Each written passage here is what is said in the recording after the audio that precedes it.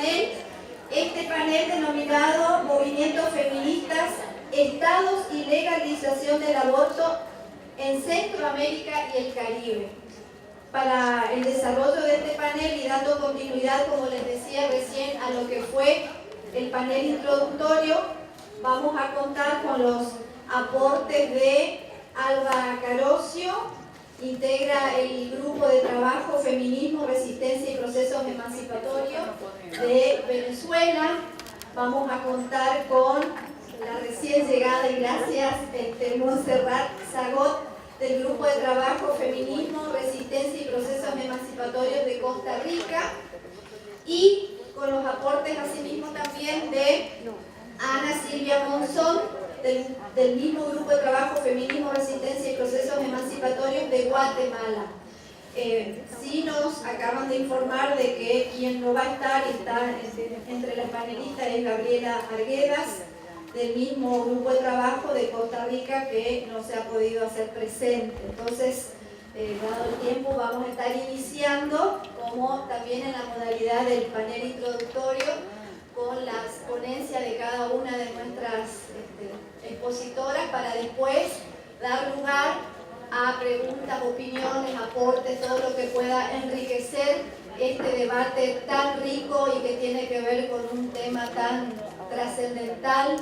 Y en ese sentido digo, tan trascendental. Yo vengo de la provincia de Misiones, acá de Argentina, recién pude llegar hoy, y ustedes no se imaginan el impacto que está generando este evento, y que a partir de lo que aparece en los medios nacionales, por supuesto los medios locales lo van replicando, y por supuesto entre los temas que de alguna manera aparecen con mucha más fuerza, tiene que ver con estos títulos de que en Buenos Aires, en este marco del encuentro de la contracumbre, se está retomando la legalización y el debate, digamos, ¿no? Y las propuestas por seguir avanzando con la legalización y la despenalización del aborto. Por supuesto que lo hacen desde una perspectiva absolutamente muy preocupados, porque estamos siguiendo, y afortunadamente, por supuesto, celebro mucho, digamos, ¿no?, que lo estemos haciendo, y como decían las panelistas anteriores, es hora de seguir redoblando esfuerzos, de seguir diversificando estrategias, porque es un momento realmente histórico en toda Latinoamérica en general. Bueno, así que damos la palabra a nuestras panelistas para después abrir ese espacio muy enriquecedor del debate y de las preguntas.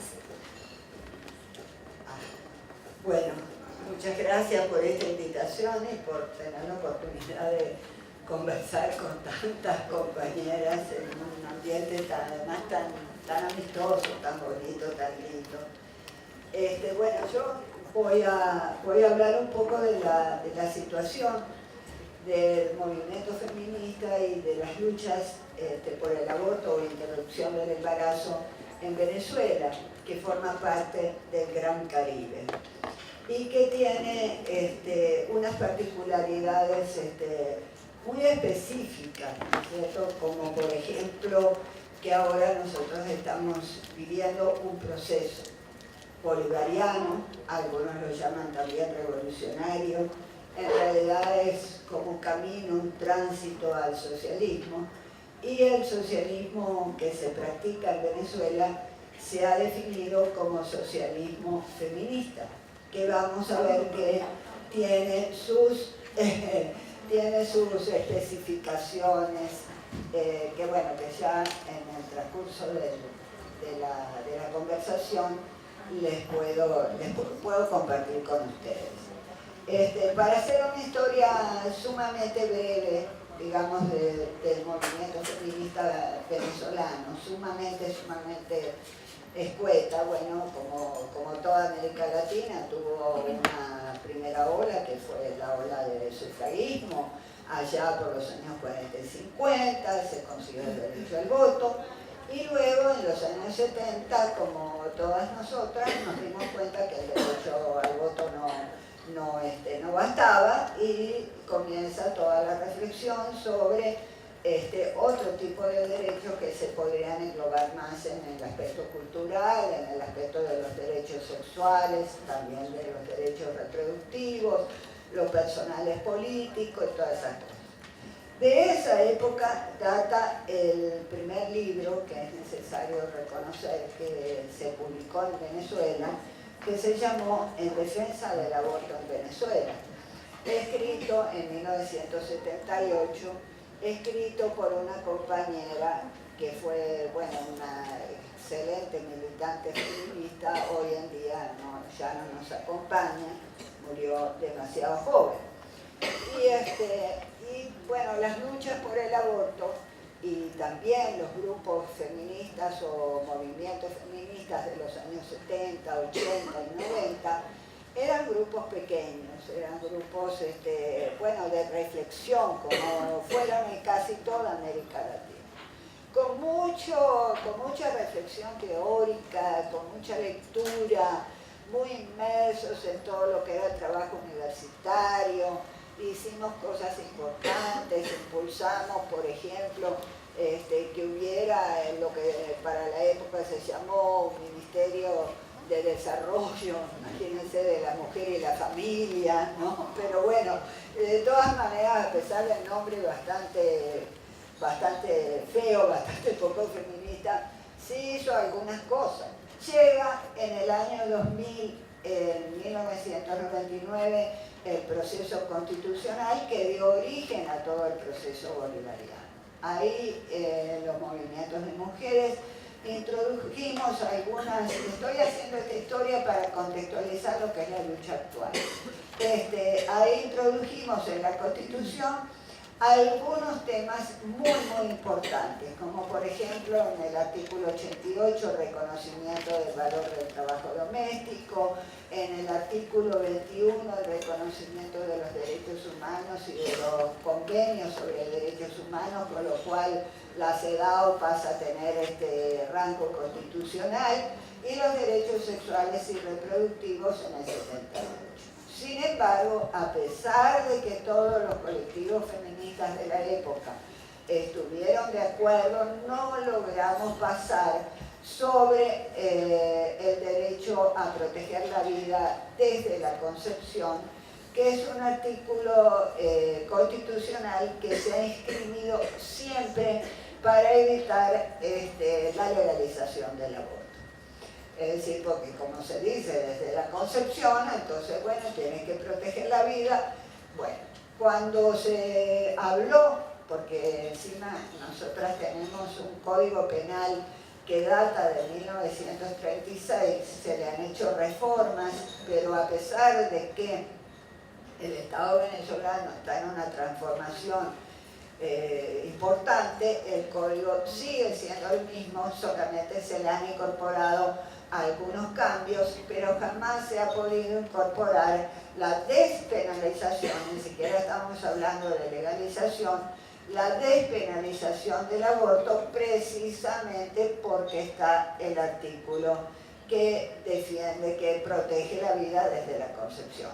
Esa es la excusa que nos dan. Bueno, se comienza el proceso revolucionario, se produce una gran polarización del movimiento feminista venezolano, en ese momento pequeños grupos, pero sí se produce una polarización y eso lo quiero, como digamos, reconocer en este espacio. Compañeras de mucha trayectoria que quedan de un lado opositor digamos, al proceso revolucionario y compañeras que quedamos del otro lado o más cercanas al proceso revolucionario.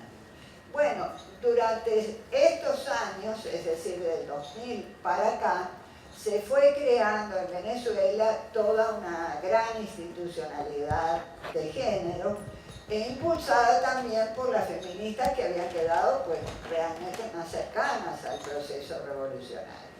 Primero se establece el Instituto Nacional de la Mujer, después se transforma en ministerio.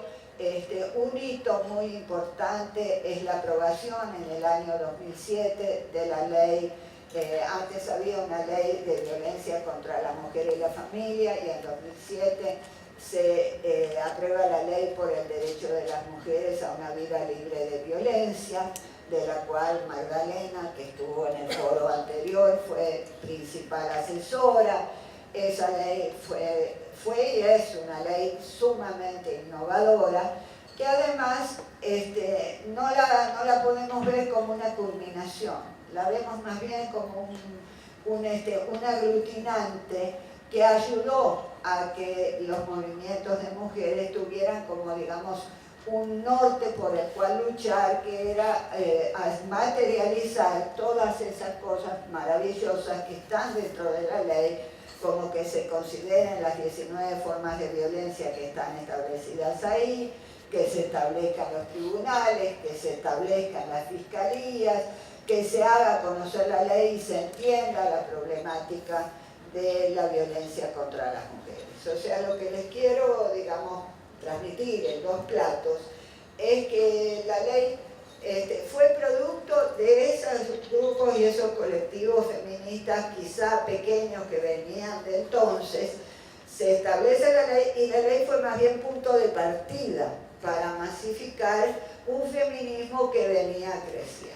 ¿Por qué? Bueno, entre otras cosas porque como suele decir mucha gente relacionada, y entre las que me incluyo con el proceso revolucionario, la revolución venezolana tiene cara de mujer porque se ocupó mucho de las mujeres y porque además las mujeres se sintieron muy convocadas por ese proceso y se fueron generando estructuras. Por ejemplo, el Instituto Nacional de la Mujer y después Ministerio, lo primero que hizo fue crear los llamados puntos de encuentro en los lugares más recónditos del país, en lugares alejadísimos como Huiria. Se creó un banco de la mujer manejado y gerenciado por una feminista histórica de toda la vida, que ya lamentablemente tampoco nos acompaña, como fue Nora Castañeda, una militante de izquierda, pero también militante feminista sumamente comprometida. Entonces, y también el Banco de la Mujer se regó por todo el territorio nacional. Muy bien, en el 2010 intentamos volver a hacer una articulación, digamos, con incluso las compañeras que no pertenecían a este mundo más cercano al proceso revolucionario. No cuadró en ese momento. Ahora pareciera que hay, como digamos, más posibilidades. Se genera la red a la cual yo pertenezco, que es la red de colectivos feministas y socialistas, la Araña Feminista, que se fundó en 2010, y a partir de ahí decidimos trabajar el tema del aborto o interrupción del embarazo. Que lo primero que les quiero decir es que estratégicamente empezamos a hablar de interrupción del embarazo porque realmente hablar de aborto, ¿no? Suelen decir por ahí que no hay nada más parecido a un machista de derecha que un machista de izquierda. Y bueno, eso es exactamente lo que pasa en Venezuela. Ojo, no le echemos aquí, en el caso venezolano en particular, específicamente la culpa a la religión. Si bien las fuerzas evangélicas están muy presentes en la sociedad venezolana, yo diría, y ahora voy a decir por qué me parece que es tan fuerte. No se trata exclusivamente de un problema religioso, porque Venezuela en particular, no sé los demás, si bien se denomina católica y tal, no es una sociedad donde lo religioso tiene un peso muy específico, porque además también se practica muchísimo la santería y otro tipo de religiones alternativas que son incluso las que están más arraigadas a nivel popular. Bueno, a partir de ahí empezamos a trabajar nuevamente el tema de la interrupción del embarazo, y allí justamente de nuestro colectivo sale un colectivo muy importante como es Faldas de Revolución, ahora llamado RIAS, que son las compañeras que mantienen la línea Aborto Información Segura.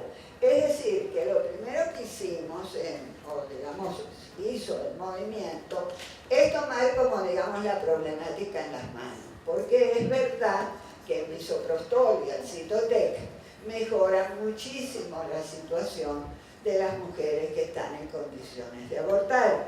Y es muy importante la necesidad de que las compañeras, nosotras en Venezuela, esa es la primera vez que comenzamos a trabajar en eso. Y eso es como, digamos, la actividad más concreta que se ha hecho.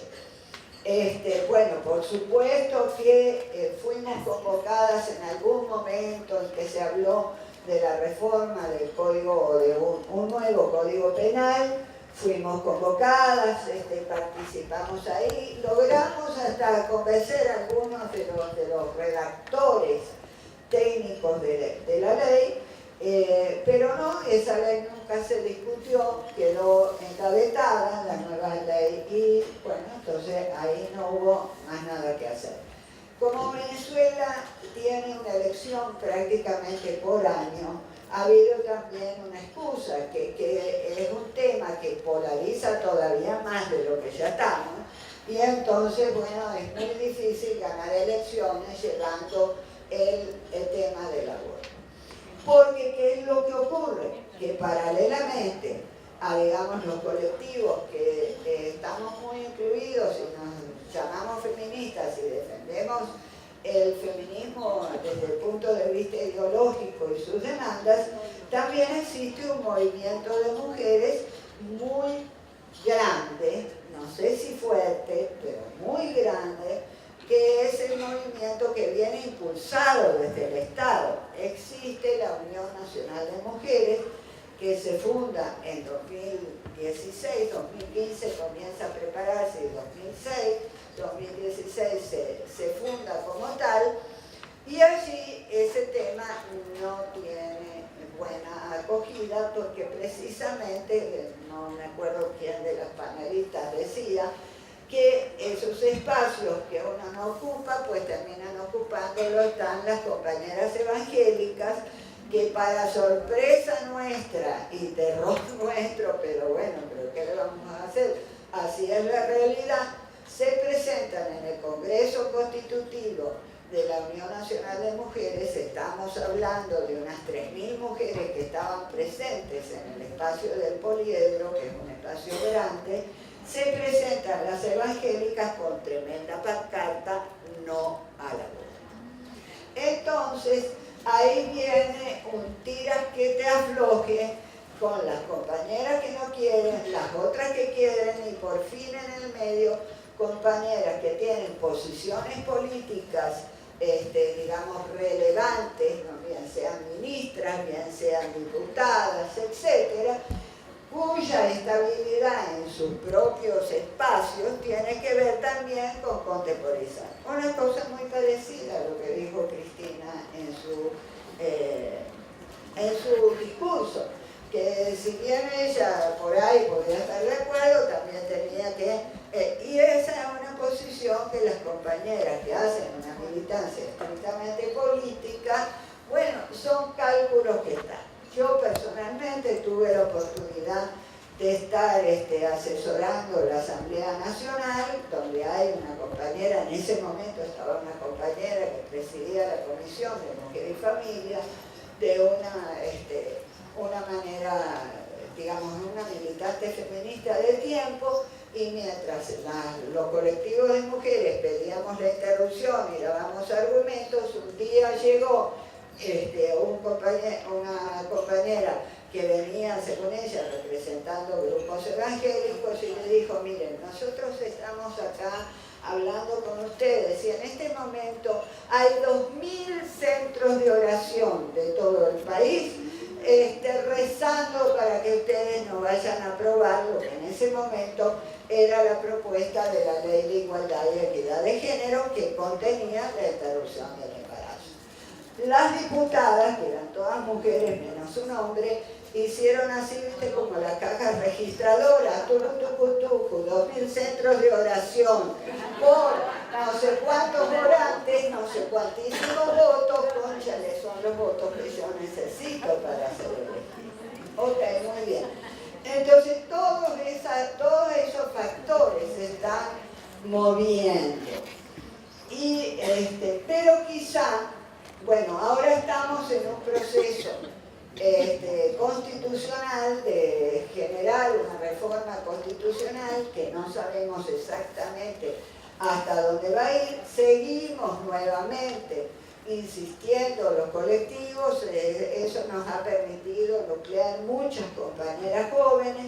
Una vez todos los 28 de cada mes hacemos una cosa que nos enseñó Argelia Laya, que es como una militante feminista que tampoco nos acompaña, pero que ha sido, digamos, la que unió, digamos, el movimiento feminista hasta el año 2000. Argelia, una mujer negra, muy humilde, guerrillera, feminista, hablaba de los piquetes. Como no tenemos fuerza para hacer unas manifestaciones, porque bueno, una mujer no lo permitiría, no se podría, sería imposible, tengo que ser sincera, una manifestación multitudinaria, hacemos lo que se llaman piquetes, es decir, todos los 28 frente a la Asamblea Nacional Constituyente se concentra un conjunto de mujeres pidiendo que se incorpore la interrupción del embarazo o por lo menos se quite del articulado esto de la protección de la vida desde la concepción. Como les decía, se conjugan algunos factores evangélicos que están presentes ahí. Se conjugan los votos, básicamente los votos que cuentan los políticos y políticas que no quieren tratar temas que no les atañan directamente y que le vayan a restar votos, en dos planos. Y se conjuga a nivel de la población en general para no apoyar una cosa muy importante que es la maternidad popular. En este momento, bueno, primero que tengo que decir es que Venezuela tiene un 40% de hogares encabezados por mujeres. Pero si vamos a nivel popular, ese 40% puede llegar al 70%. La vida de las zonas pobres, populares, la gestionan las madres del pueblo. Y las podemos llamar así sin que me quede nada por dentro. ¿Por qué? Porque son las mujeres las que organizan los CLAP, que es los comités locales de abastecimiento y producción por la cual se reciben los alimentos. Son las mujeres las que gestionan el agua, son las mujeres las que solucionan la cotidianidad.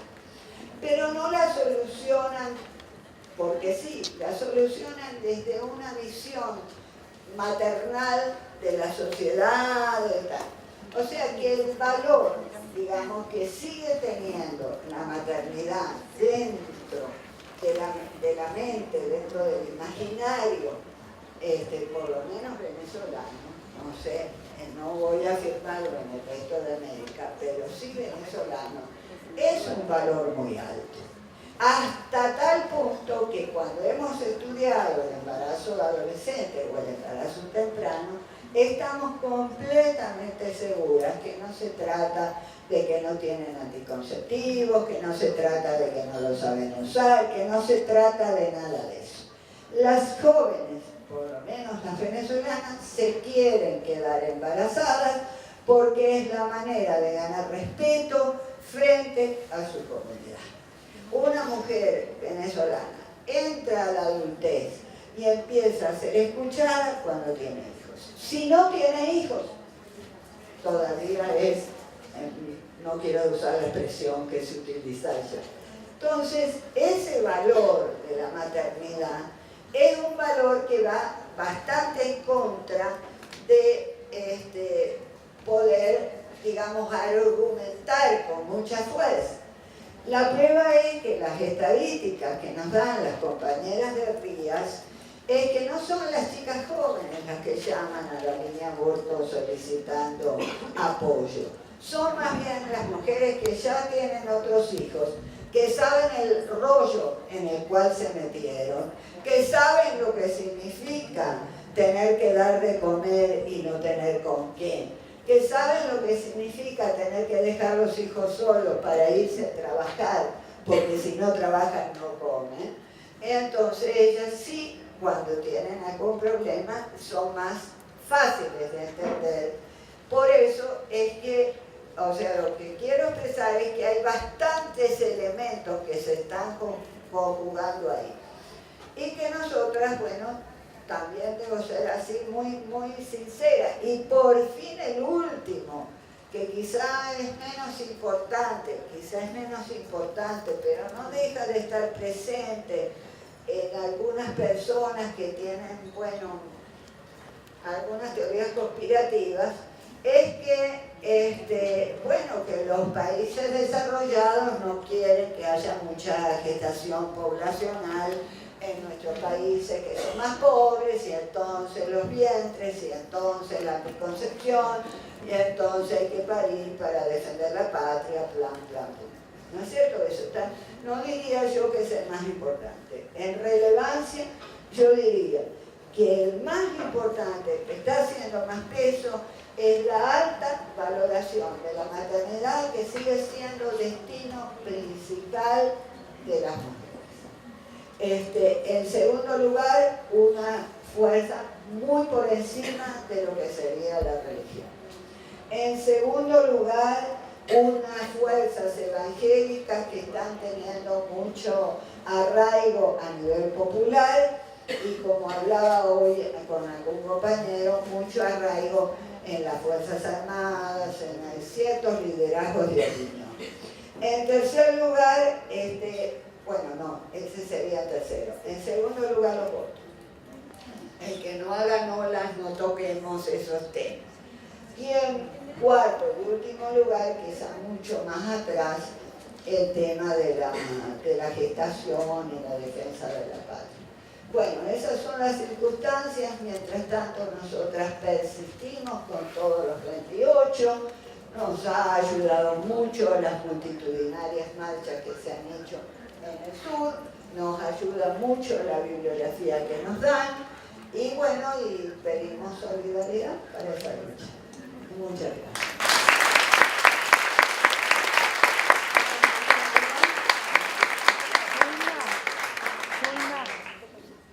Zulma, ya tenía la obra. Gracias. Bueno, trataré de... Me vas marcando, por favor. Buenas tardes, es un enorme gusto estar en este espacio, convocado por nuestras compañeras de varios grupos de trabajo, encontrarnos en Argentina, que nos han llegado a través de las imágenes con todas estas multitudes del pañuelo verde. Y quisiera tomarme al final unos minutos para compartir con ustedes algo que yo escribí y que me parece muy apropiado compartirlo aquí.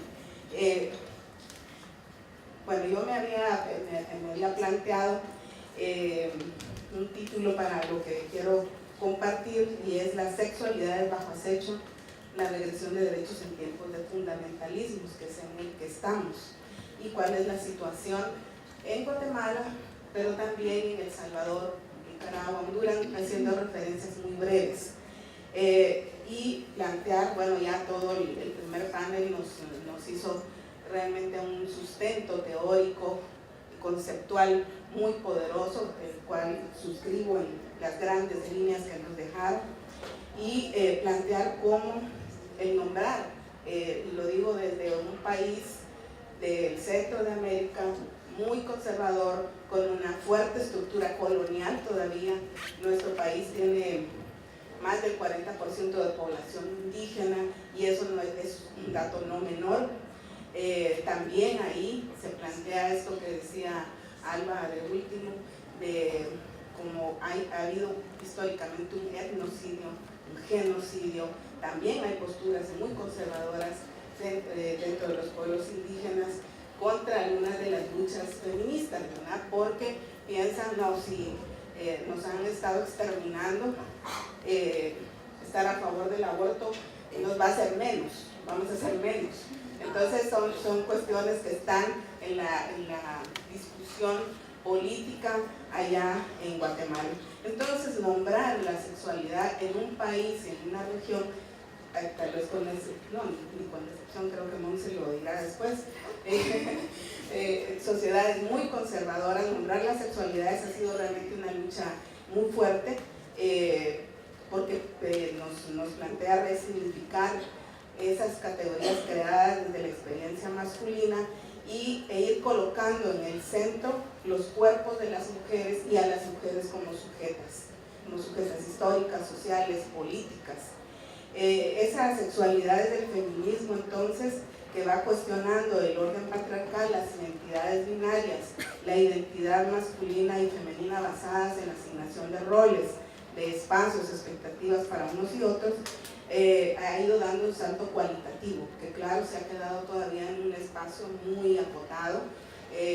No hemos logrado que esto sea una cuestión multitudinaria, por supuesto, pero nos ha permitido pluralizar al incorporar las categorías de la interseccionalidad, historizar, territorializar, situarnos e incluir otras experiencias. Entonces, estas miradas críticas, resignificadas de la sexualidad, entran en choque, por supuesto, con esa visión hegemónica, patriarcal, heterosexual, y en nuestro caso sí, muy marcada por la religión, tanto católica como evangélica, no de las iglesias históricas como se ha planteado acá, es muy claro, pero sí está muy presente.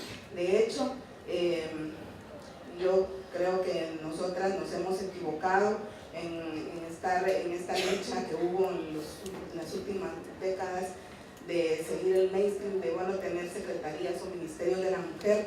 Lo que necesitamos es tener el Ministerio de Educación, porque el Ministerio de Educación en mi país creo que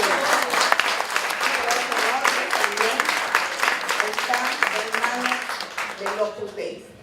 El Opus Dei es, si no es el ministro o la ministra que profesan como Opus Dei, son todos sus tentáculos los que impiden que ni siquiera tenemos una ley de educación integral de sexualidad, pero lo que suene a eso lo bloquean inmediatamente en ese ministerio. Así que realmente las feministas tenemos que revisar a qué le apuntamos.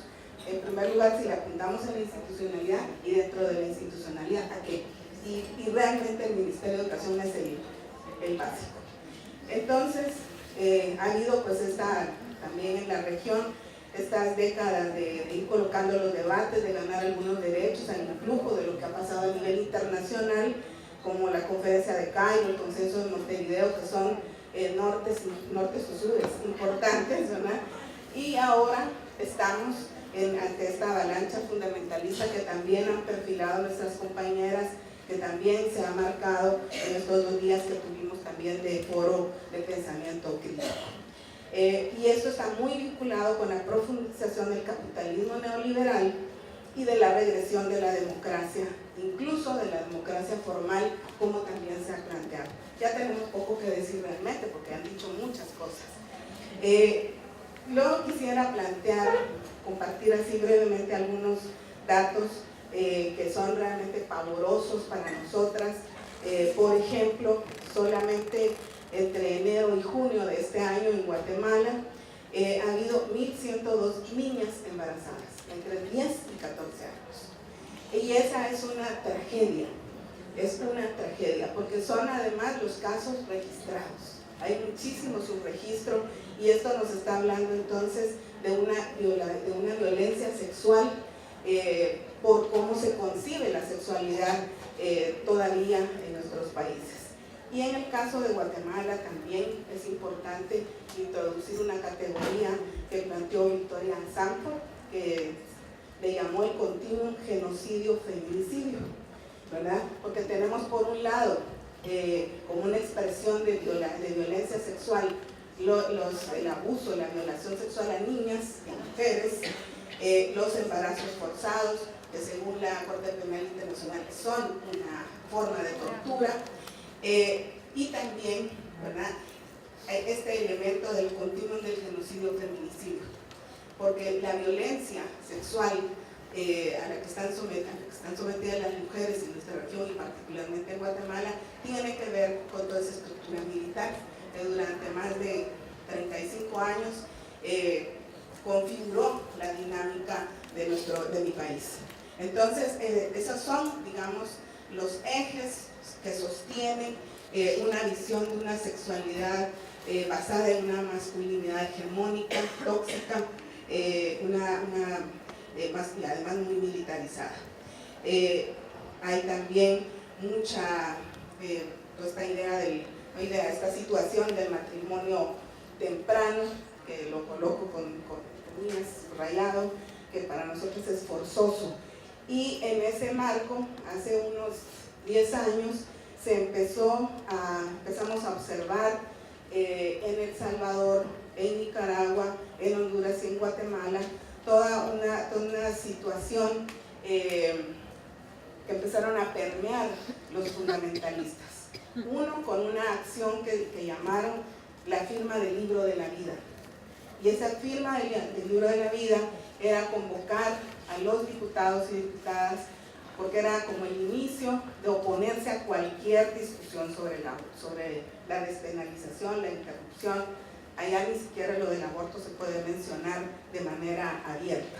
Entonces, ese libro de la vida fue firmado en Nicaragua, muy izquierda Nicaragua, ¿verdad? Pero lo firmaron allá, lo firmaron en El Salvador, muy de izquierda nuestros compañeros de El Salvador.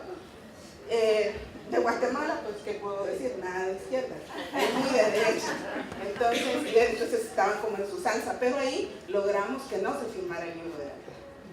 Como una gran contradicción, ¿verdad? Logramos que no se firmara, por lo menos simbólicamente fue una ganancia en ese momento. Después nos han sucedido cosas peores, pero en ese momento se logró que no hubiera la firma del libro de la vida, e hicimos de hecho una contrapropuesta simbólica. Libro de la vida, pero una vida digna, pero una vida sin violencia, ¿verdad? Y entonces esa firma sí la logramos. Pero eso fueron solamente los inicios. Paulatinamente se fue planteando cada vez más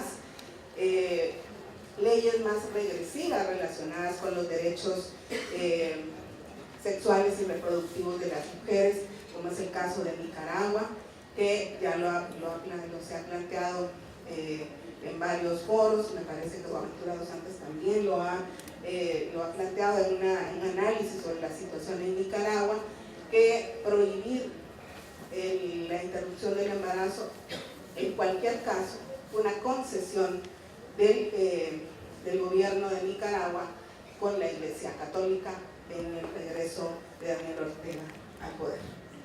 Y lo mismo sucedió en El Salvador, donde no hay ninguna causal bajo la cual se puede interrumpir un embarazo, y ha llevado a la prisión al menos a 27 mujeres que han tenido incluso abortos espontáneos. Hay un caso paradigmático. En febrero de este año se liberó a Teodora Vázquez, que cumplió 11 años de una sentencia de 30 por un parto intempestivo, y a ella la condenaron por homicidio agravado. En este momento también hay el caso de Imelda, una joven que tiene una leve discapacidad, que también nunca tuvo conciencia de estar embarazada. La niña nació, pero aún así la tienen acusada de premeditación, y también está con esta amenaza de una condena de años, ¿verdad? Esta es la situación en estos países en Centroamérica. Por supuesto, a nivel legal, Guatemala se salva un poco, también tenemos un código,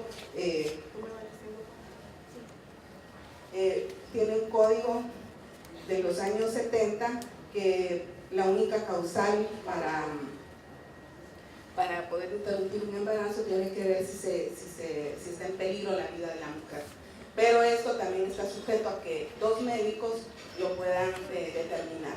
Entonces, ahí nos coloca también en una situación bastante difícil. Y en términos del movimiento de mujeres, se debe decir que siempre ha habido como una postura en general de decir, bueno, no hagamos mucho ruido con esto de la interrupción porque si no nos van a quitar esto que tenemos aquí, que al final pues lo que provoca, ya sabemos, son los abortos en la clandestinidad y la vida de las mujeres.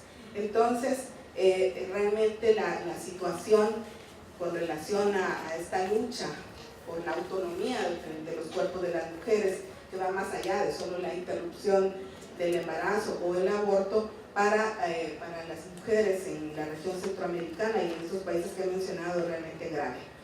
Quisiera compartirles brevemente en los minutos que me quedan unos datos que encontré muy interesantes de una encuesta que se hizo en Nicaragua, de si se estaba de acuerdo o en desacuerdo con la interrupción del embarazo en casos de violencia sexual en niñas y en mujeres adultas. Y es bien interesante porque el 56% está en desacuerdo, ¿verdad?, que las mujeres adultas puedan interrumpir un embarazo producto de violación sexual, y un 44% en el caso de las niñas. Es decir, que hay un alto porcentaje que está de acuerdo en que ellas tienen que continuar con el embarazo, y eso pues es realmente grave y habla mucho también de lo que vale la vida de las mujeres en nuestros países. Hay muchos casos, traía aquí algunos, pero por cuestiones de tiempo no lo plantearé, de todas esas historias tan dramáticas de niñas tan pequeñas como 10, 11 años que han tenido que enfrentar un embarazo, parir en unas condiciones, además ya de desnutrición, de extrema pobreza, y obligadas a llevar a término un embarazo. También hay un eje que se está investigando en este momento en El Salvador y en Guatemala, que tiene que ver con la conexión entre el abuso sexual, la violación sexual, el embarazo forzado y los suicidios. Cómo se está encontrando que muchas niñas están suicidando ante la posibilidad ante el hecho de una violación y de un embarazo forzado. También, para no dejarlo fuera, cómo niñas y también niños varones están expuestos en este ejercicio brutal de violencia sexual.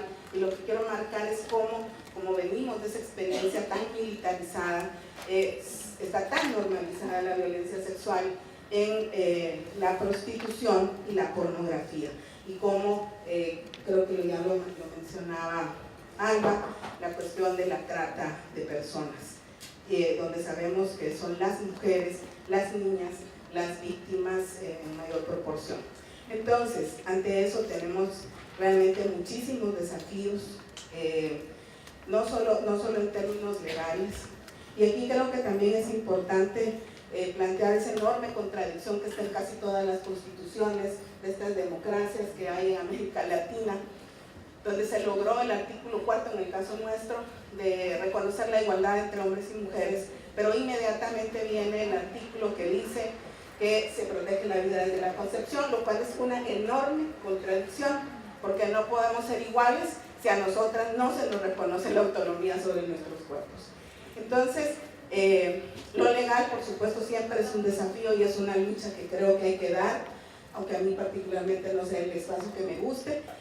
Así como tenemos que investigar, tenemos que colocar estas problemáticas del suicidio, de todo lo que está asociado a la violencia sexual, a la sexualidad, todo de lo que desconocemos realmente, y hacer investigación en contextos como los nuestros también es un enorme desafío.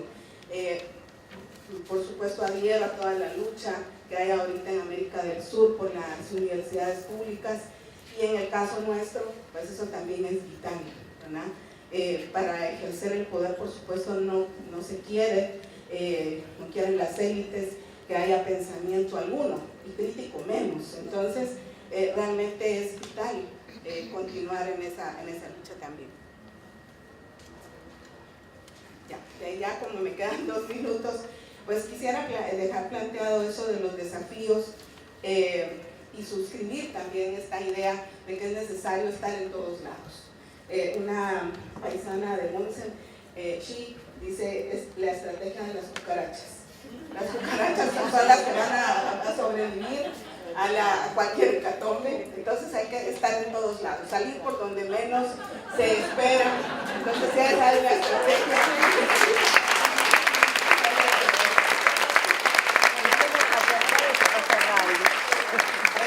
Esa estrategia es necesaria porque no solamente hay que activar a nivel político, a nivel académico, a nivel legal, a nivel de las manifestaciones del arte, de todo esto que planteaban ayer las rectoras también tan interesante. Y me quiero tomar el último minuto para compartir con ustedes un poema que yo escribí para ustedes en Argentina cuando estaban haciendo esta lucha. Yo no sé si fueron 38 firmas las que finalmente hicieron la diferencia, pero en ese momento ese era el dato. Y yo le titulé La marea verde incontenible. 38 firmas no callan las voces de millones, que ahora ven el mundo con otros ojos. 38 firmas no bastarán para detener la marea verde incontenible que demanda autonomía, respeto a nuestros cuerpos, libertad de decisión porque amamos la vida, deseada, no impuesta, protegida, no precaria, digna, no violentada. 38 firmas no borrarán la alegría ni la confianza tejida en este encuentro entre nosotras, viejas y jóvenes militantes, que nos hemos tomado de las manos para iluminar con esperanza verde este mundo patriarcal que no cede, que pretende volver a la Inquisición, al dominio de los padres, al llamado diseño original, que no admite matices ni miradas disidentes, que pretende nuestro regreso al paraíso, cuando según su mito fundante fuimos sacadas de una costilla imaginaria. Pero 38 firmas no bastarán para retorcer la potente historia de la madre Eva transgresora que comió del árbol prohibido y liberó a Eros en la tierra. 38 firmas no anularán el horizonte, si acaso serán un dato del presente, porque mañana será ley y amanecerá verde y violeta.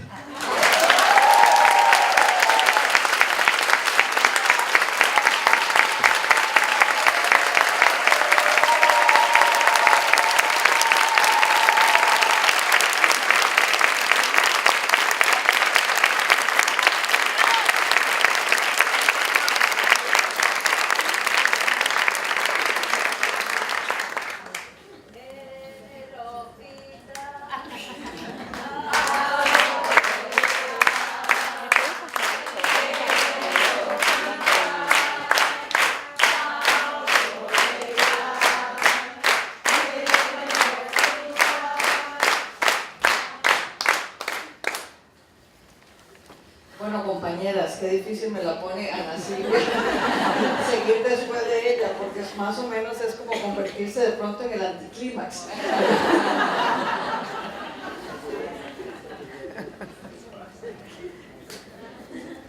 Bueno, quiero empezar haciendo varios saludos. Quiero saludar a las compañeras que han llevado adelante la Marea Verde. Han sido una inspiración para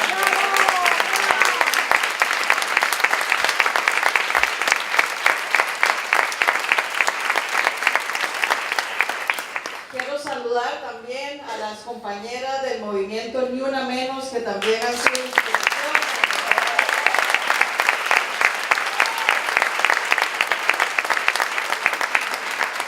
Y quisiera saludar también a la profesora Marcia Rivera, exsecretaria general de Claxo,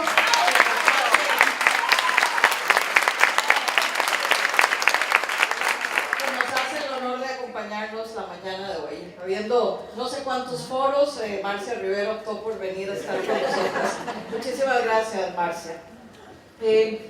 Compañeras y compañeras, como ya lo planteó Ana Silvia, nosotros venimos de una región del mundo donde las vemos a ustedes a años luz realmente. En Nicaragua, mujeres con un embarazo ectópico las dejan morirse desangradas en los pasillos de los hospitales. porque no las pueden intervenir, porque los médicos y las enfermeras y las médicas tienen miedo de que los judicialicen y los metan a la cárcel por haber practicado un aborto.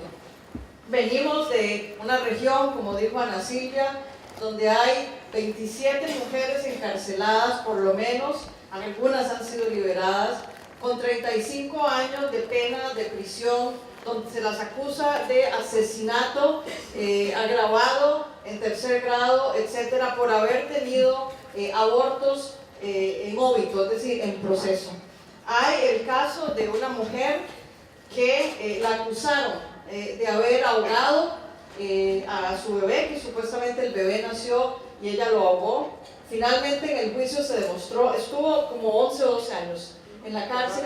Finalmente, después de una gran cantidad de pruebas de peritaje, donde las feministas, compañeras, han sido muy importantes, se demostró que en el lugar donde ella vivía ni siquiera había agua en el inodoro. Entonces imagínense ustedes, o sea, haberla acusado de haber ahogado el bebé con el agua del inodoro y vivía en una comunidad de condiciones tan precarias donde ni siquiera había agua, pero a ese punto hemos llegado. Tenemos el caso de Beatriz, que es un caso insigne en El Salvador. Beatriz tenía una mujer joven con un lupus digamos. Gracias. Eritematoso sistémico. Exacto, gracias a la doctora Valdivieso. Ella estaba teniendo unas crisis de hipertensión terribles que estaban evidentemente, tenía los riñones prácticamente destrozados por el embarazo. Hasta la ministra de El Salvador abogó porque se le permitiera interrumpir el embarazo a Beatriz y no se le permitió. Finalmente Beatriz parió, ella quedó absolutamente deteriorada su salud. La bebé o bebé que nació murió a las pocas horas, pero saben ustedes que lamentablemente en el clima de Centroamérica eso fue una batalla perdida. ¿Qué fue lo que dijeron los sectores fundamentalistas? Que con el caso de Beatriz se había demostrado que no era necesario interrumpir el embarazo, que la bebé había nacido y había vivido lo que Dios quería. Y entonces, en ese sentido, la tortura por la que pasó Beatriz no importó, no modificó la legislación y no operó a favor de ninguna de las mujeres encarceladas. En Costa Rica tenemos el caso de Aurora, que está en la Corte Interamericana de Derechos Humanos, porque en Costa Rica existe, el único tipo de aborto que existe es el aborto cuando la vida de la madre está en peligro, que no se aplica, por cierto, por eso el caso de Aurora está en la Corte Interamericana de Derechos Humanos. Aurora tenía un feto, que ahora le voy a pedir también a la doctora Valdivieso que me diga, que no tiene cobertura acá en la pared, están todos los órganos expuestos. Eso significa que ese bebé no tiene ninguna capacidad, ese feto, ninguna posibilidad de sobrevivencia, y además si se le obliga a la mujer a un parto vaginal, básicamente los órganos explotan en el momento de pasar por el canal vaginal. Gracias. A esta mujer tampoco se le permitió un aborto terapéutico. Ella pasó una tortura durante 6 meses sabiendo no solo que el feto no era viable, ella quería estar embarazada, ella quería a ese bebé, que el feto no solo no era viable, sino que en el momento del parto vaginal ella iba a ver a su hijo, a su producto explotar cuando nacía. Aurora tiene demandado al gobierno de Costa Rica por tortura. Díganme ustedes qué otra forma no se puede considerar tortura. Bueno, así yo vengo de una región del mundo, y Ana Silvia también, donde esas son las situaciones que vivimos y que viven las mujeres de forma cotidiana. Les quería nada más darles un poquito de contexto y luego alguna explicación de por qué llegamos a estas situaciones tan dramáticas. El primer país donde se hizo una manifestación a favor de la despenalización del aborto fue Costa Rica en el año 1977. Un grupo de compañeras que en aquel momento se llamaban el Movimiento para la Liberación de la Mujer, el MLM, se armaron de carteles, de una mesa con distribución de información y se plantaron en el Parque Central de Costa Rica. Solamente le faltó a la gente que pasaba por ahí y a la policía llevarlos a la hoguera, si ustedes se pueden imaginar en esa época. No es casualidad que fuera Costa Rica el país donde se dio esta primera manifestación, porque Costa Rica no estaba viviendo un proceso de guerra y de represión abierta como sí estaban viviendo el resto de los países centroamericanos. El resto de los países centroamericanos estaban en guerra abierta. Y sin embargo, aquí quiero comentarles otro dato para que ustedes vean la gran contradicción. Como ha comentado Morena Herrera, una exguerrillera salvadoreña en su libro Mujeres Montaña, ahí a las mujeres guerrilleras no era que se les permitía el aborto, era que se les obligaba a abortar, porque una mujer embarazada no funciona en la guerrilla. Entonces vean ustedes la contradicción, cuando las cosas convienen, ahí sí se permite, no solo se permite, sino que se obliga el aborto.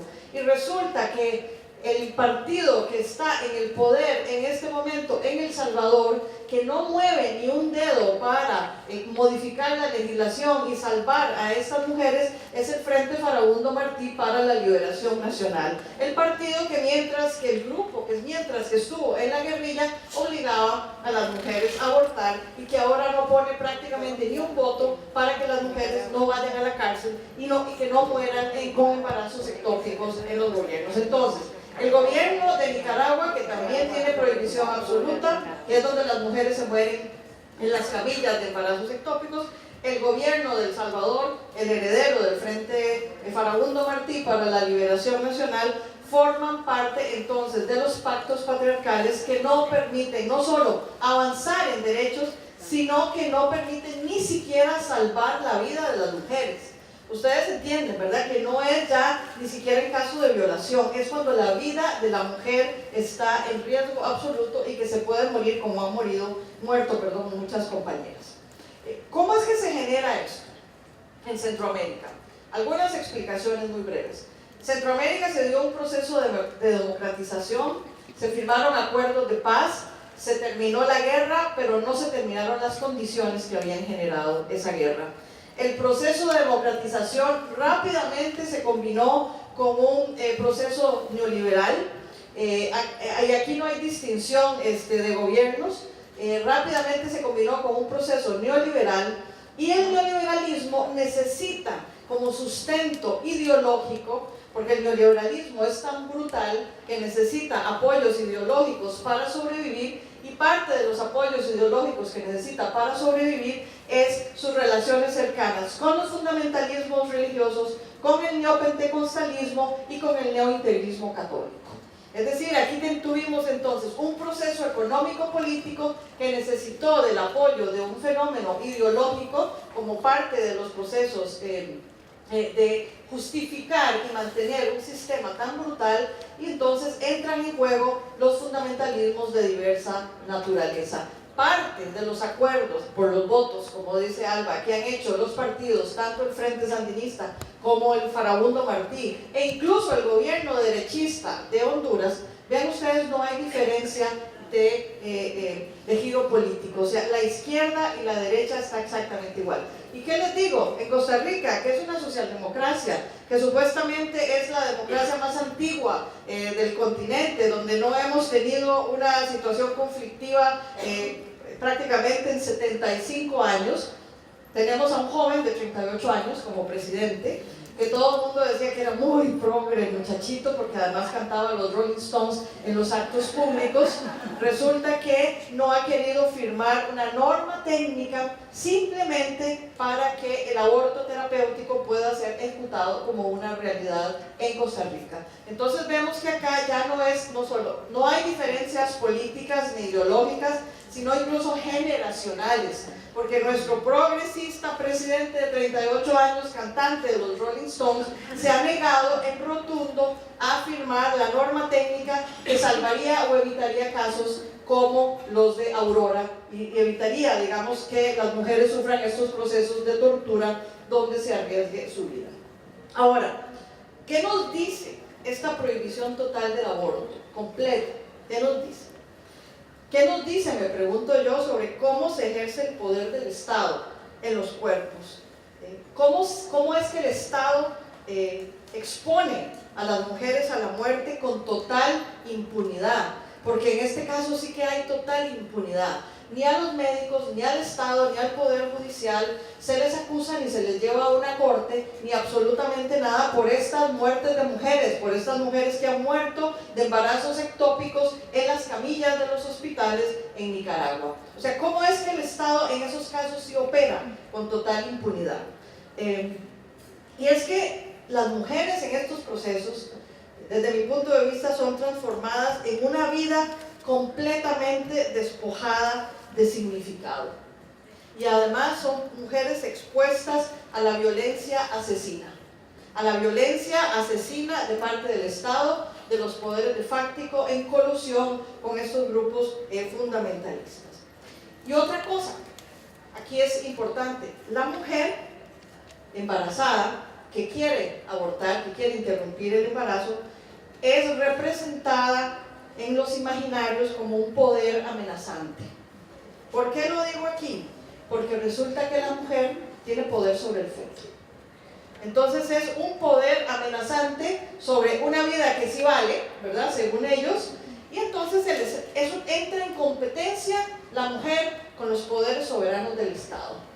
Y el Estado no puede permitir que una mujer que además no vale nada entre en competencia con él y que pueda decidir sobre ese feto que no quiere tener ahí, porque el Estado quiere controlar la soberanía de los cuerpos, el destino de las personas, y en este caso la mujer es vista como poderosa, capaz entonces de controlar una vida, y el Estado no se lo permite. No solo no se lo permite, sino que está en capacidad de obligarla a ella a continuar con el embarazo y de matarla, asesinarla si es el caso, y torturarla además. Entonces yo creo que aquí vemos cómo opera la situación.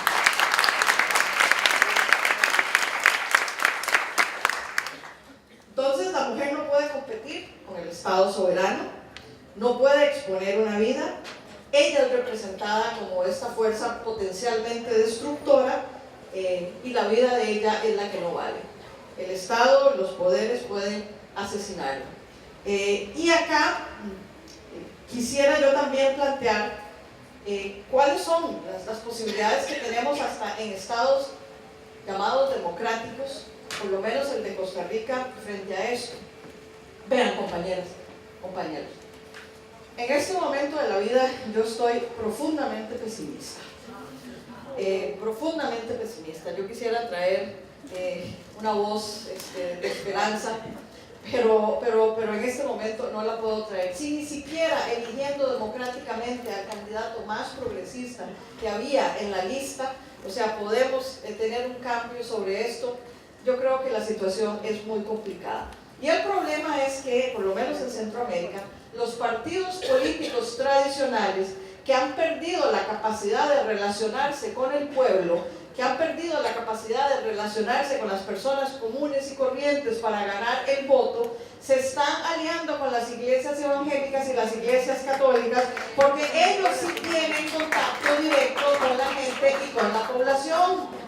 O sea, ellos sí lo tienen, porque el Estado abandonó a esas poblaciones, y quienes ahora están allí y tienen presencia para apoyarles incluso en la materialidad de la vida, para construir sentidos, para construir procesos de identidad, para construir significados, son las iglesias evangélicas. Entonces, hasta los partidos más progresistas tienen que negociar ya con las iglesias evangélicas si quieren ganar votantes. Y desde mi punto de vista, esa es realmente una tragedia para la democracia, porque la democracia, los partidos medianamente democráticos, están teniendo que negociar con grupos que son profundamente autoritarios y antidemocráticos, donde además ya el Estado no es el que hace la socialización política, sino que la hacen ellos, los grupos evangélicos más radicales. Entonces, desde mi punto de vista, el proceso de la democracia está realmente en riesgo con estas alianzas. Y un punto en el que yo coincido con Alba: cuando ya no tengo nada que valorar en mi vida, cuando nadie me ofrece un trabajo bueno, la posibilidad de estudiar, cuando tengo que batallar día a día con la adversidad de la vida y ver cómo como todos los días y cómo hago un proyecto de vida, el tener un hijo o una hija se convierte en algo tremendamente valioso. Por eso, además el discurso de a mis hijos los educo yo y con mis hijos no te metas, está teniendo un impacto tan profundo en mujeres, incluso en hombres de los sectores más populares. Cuando no tengo un palo en que ahorcarme, como decimos en mi pueblo, defender a mis hijos y a mis hijas como lo valioso, como lo mío, porque es lo que yo tengo que cuidar y proteger, se convierte en una alternativa frente a la adversidad y frente al abandono del Estado. Por eso, compañeras y compañeros, yo por lo menos en Centroamérica, por ahora, creo que entramos en una era de grandes retrocesos que se van a ver afectados no solo las instituciones básicas de la democracia, sino derechos básicos. Coincido también con Ana Silvia, el incremento de todas las formas de violencia contra las mujeres, de los feminicidios en nuestra región, está asociado además con estas prácticas y con estos factores ideológicos. Y yo entonces espero que las compañeras argentinas, o por lo menos del sur, puedan seguir adelante con su tarea, que nos sigan inspirando para por lo menos pensar que en un futuro no muy lejano podamos alcanzar los niveles de movilización que ustedes han alcanzado. Muchísimas gracias.